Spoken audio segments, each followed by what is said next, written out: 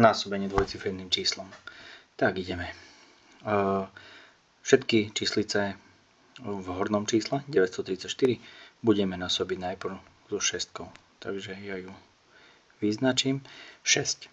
6 x 4, 24, píšem štvorku, dvojku pamätám.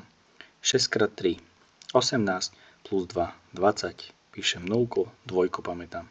6 x 9, 54, plus 2 je 56, píšem celú 56, kvôli tomu, lebo hore už nemám s čím násobiť.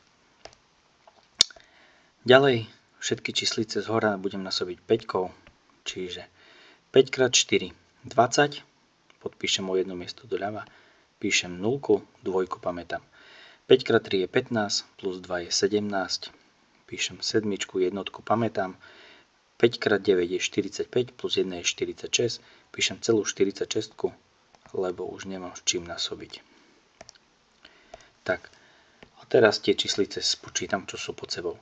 4 tu nie je nič, čiže len štvorka, 0 plus 0 je 0, 6 a 7 je 13, píšem trojku, jednotku pamätám, 5 a 6 je 11, plus 1 je 12, 1 pamätám a 4 plus 1 je 5.